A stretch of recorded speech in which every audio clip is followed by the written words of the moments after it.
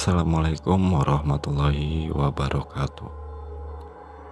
Selamat malam semuanya. Masih di channel Pengantar Tidurmu, channel yang selalu menemani teman-teman semuanya di setiap malamnya. Pada kesempatan malam ini, saya akan melanjutkan kisah yang dikirimkan oleh teman kami yang bernama Zaki kemarin. Dan untuk teman-teman semuanya yang belum menonton part satunya, kami sarankan untuk menonton part satunya lebih dahulu, yang linknya kami sertakan di deskripsi. Oke, sebelum masuk ceritanya, saya mengingatkan dulu kepada teman-teman untuk selalu support channel ini agar channel ini bisa berkembang dan saya, Lian, bisa selalu menemani teman-teman semuanya di setiap malamnya. Melanjutkan kisah yang kemarin, di sini sesudah Zaki memberikan uangnya kepada kurir tersebut dan kurir tersebut pergi, Zaki ini bertanya kepada satpam yang ada di perumahan tersebut. Tanya, "Itu kurirnya kenapa, Pak?" "Gak tahu, Mas. Tadi dia ini seperti ketakutan, terus saya tanya." Nah, di sini satpam pun bercerita kepada si Zaki ini bahwa pada malam itu si kurir ini mengantarkan makanan ke rumahnya si Zaki ini. Ketika si kurir tersebut nyampe di depan rumahnya Zaki, si kurir ini membuka HP-nya karena ingin mengkonfirmasi kepada istrinya si Zaki tersebut bahwa dia sudah sampai di depan rumah. Ketika kurirnya ini membuka HP, di situ seperti terdengar bunyi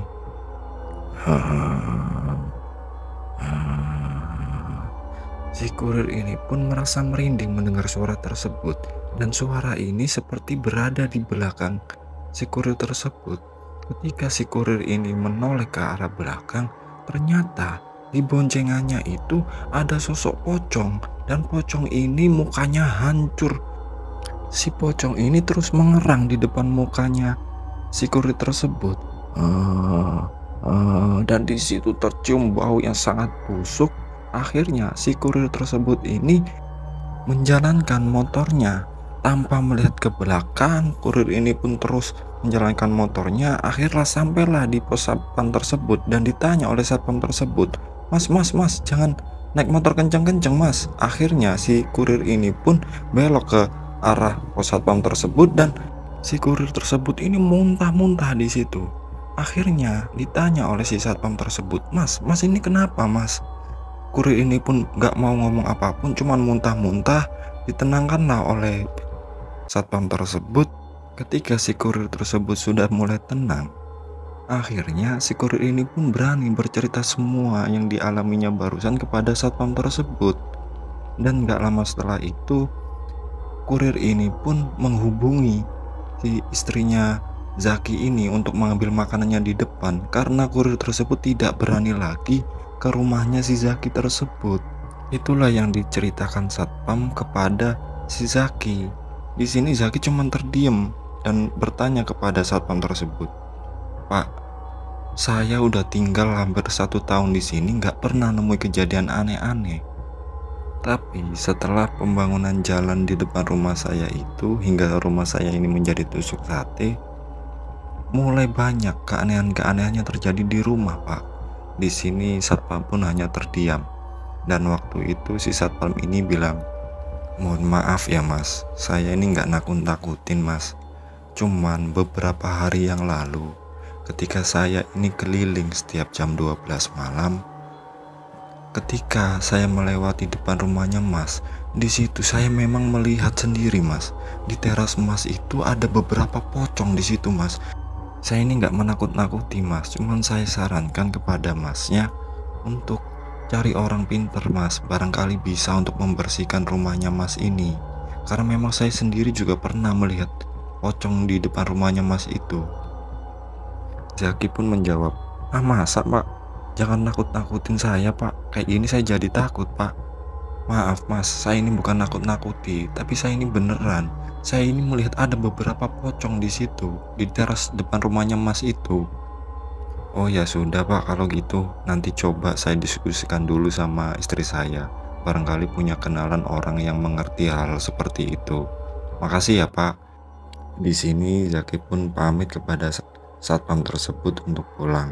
Ketika sudah nyampe rumah, ditanya sama istrinya, "Kok lama, Mas?" "Iya, tadi tuh ngobrol dulu sama satpam depan." "Tuh tadi kenapa kurirnya? Kok nggak mau ke sini?" "Nggak apa-apa, kurirnya ini kayaknya nggak tahu alamat kita deh, kebingungan. Jadi makanya ditunggu di pos satpam." "Masa sih Mas, orang perumahan cuman 2 gang gini kok nggak tahu?" "Udahlah Dek, ya udah yuk makan." Akhirnya mereka pun makan di situ. Dan di sini lagi-lagi si Zaki ini menyimpan sendiri cerita tersebut karena tidak ingin istrinya ini tahu atau ketakutan mendengar cerita-cerita tersebut. Dan mereka pun lanjut makan di ruang tamu tersebut. Ketika selesai, istrinya ini membereskan piringnya ini dan hendak membawa piringnya ini ke dapur. Ketika istrinya ini melewati kamar kedua yang memang tidak digunakan oleh mereka ini, si istrinya ini tiba-tiba teriak, "Mas, mas, astagfirullahaladzim mas!" Dan piringnya ini jatuh semua, piang-piang. Jadi di situ si suaminya ini pun langsung kaget dan melihat istrinya tersebut di bawah ini sudah berantakan, piring-piring pecah, pecahan kaca-kaca tersebut. Dilihatnya, ternyata di kamar tersebut itu terlihat sosok wanita di depan lemari, dan wanita tersebut ini rambutnya panjang, lagi menyisir rambutnya di situ. Mereka berdua pun melihat secara jelas kejadian tersebut. Akhirnya Zaki ini menarik istrinya tersebut, membawanya ke ruang tamu lagi. Dan karena bunyi keributan yang ada di rumahnya Zaki ini, tetangga sebelah pun ini datang ke rumah. "Assalamualaikum Mas." Tetangga sebelahnya Zaki ini namanya Pak Sabto, sekitar umur 45 tahun. Beliau ini bertanya, "Ada apa Mas, kok ada ribut-ribut di sini?" "Enggak Pak, ini lo istri saya." "Lo istrinya kenapa Mas?" "Ini Pak, kami ini baru saja melihat sosok perempuan yang ada di kamar itu Pak." Malam itu benar-benar istrinya ini sangat ketakutan, menangis dan gak berhenti-berhenti. Akhirnya Pak Sabto ini pun menemani mereka berdua di situ, ngobrol, menenangkan semuanya. Dan semuanya ini udah mulai kondusif suasana. Istrinya pun sudah mulai tenang dan sudah mulai tertidur di sofa itu. Akhirnya si Zaki dan Pak Sabto ini pun pindah ke depan. Di sini mereka ini pun ngobrol, nyantai, merokok, dan bercerita tentang hal-hal yang terjadi di rumah tersebut. Nah, ketika ngobrol itu Pak Sabto ini juga cerita pada minggu lalu sekitar hari Sabtu. Kebetulan memang Pak Sabto ini selalu tidur malam. Pak Sabto ini orangnya ini selalu tidur malam dan biasanya itu di depan rumah sendiri sambil ngopi. Di situ Pak Sabto ini mendengar suara-suara seperti di rumahnya itu ramai sekali. Ada orang tertawa-tawa, ada orang yang menangis, dan ada juga suara-suara anak-anak. Feeling Pak Sabto ini sudah tidak enak waktu itu. Dan akhirnya di kesempatan malam itu diceritakanlah hal tersebut kepada Zaki.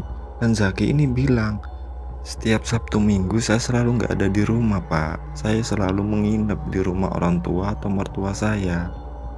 Mereka pun ngobrol nyampe hampir subuh, dan Pak Sabto ini pun pamit untuk pulang. Dan si Zaki pun lanjut untuk istirahat. Pada keesokan harinya, si istrinya ini seperti pucat dan dilihat ini panas, badannya itu panas. Dan dari situ diajaklah istrinya tersebut, "Dek, kita pulang aja yuk ke rumah bapak. Kebetulan ini kan hari Sabtu." "Ya Mas." Akhirnya mereka pun ini berangkat ke rumah dari orang tua Zaki tersebut. Mereka pun di sini ngobrol dengan bapak dan ibunya Zaki di situ. Dan Zaki ini bercerita tentang hal-hal aneh yang terjadi di rumahnya tersebut. Dan bapaknya ini juga baru tahu karena memang si Zaki ini nggak pernah cerita, terutama masalah rumahnya yang sekarang menjadi tusuk sate. Di situ bapaknya ini bilang, "Ya udah, nanti biar bapak yang tidur di sana, kamu tidur di sini aja dulu, pulang hari Senin pagi." Si Zaki pun mengiyakan permintaan dari bapaknya tersebut. Dan sore harinya si bapak ini meminta kunci rumahnya ini. Nah, bapak pinjam kuncinya, bapak mau tidur di rumah kamu.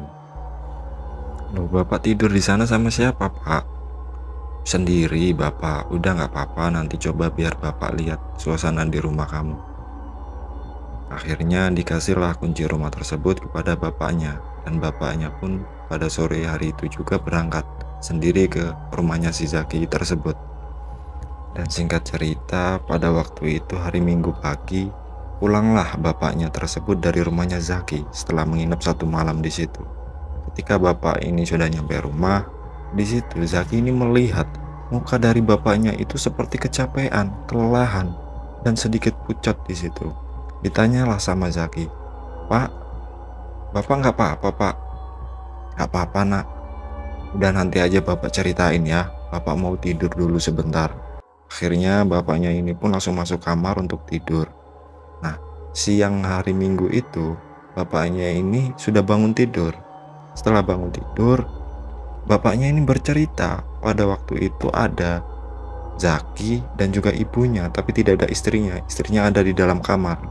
Bapak ini bercerita kepada mereka, "Waduh, nah rumahmu itu benar-benar banyak banget penghuninya." Jadi di situ bapaknya ini bercerita pada malam itu ketika bapaknya ini sudah nyampe di rumahnya si Zaki tersebut. Sore itu bapaknya ini membuka rumahnya dan beraktivitas seperti biasa, bersih-bersih depan belakang, sirami tanaman. Dan ketika jam 5 sore bapaknya ini hendak untuk mandi. Ketika bapaknya ini mandi, masuk ke dalam kamar mandi, bapaknya ini menutup kembali pintu kamar mandi tersebut.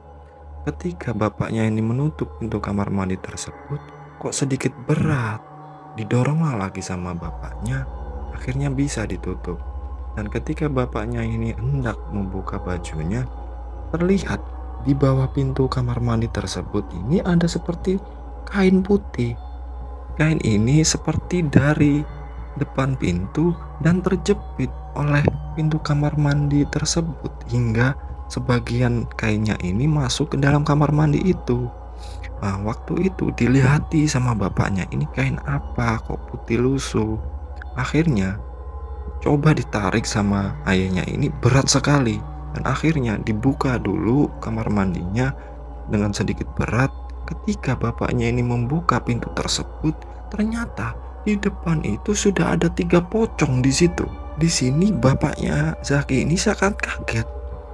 Tapi bapaknya Zaki ini memang cukup pemberani orangnya. Dilihatnya pocong tersebut, pocongnya ini mukanya ini ada yang hancur, ada yang mukanya ini cuman pucat, matanya hitam, dan yang satu lagi itu ada pocongnya ini yang tertawa-tawa, tersenyum-senyum. Di sini bapak dari Zaki ini pun mengambil gayung dan melemparkan gayung tersebut sambil bilang, "Aku nggak takut sama kalian. Aku peringatkan, jangan pernah ganggu penghuni yang ada di rumah ini. Kalian boleh tinggal di sini, tapi jangan sekali-kali menampakkan kepada penghuninya."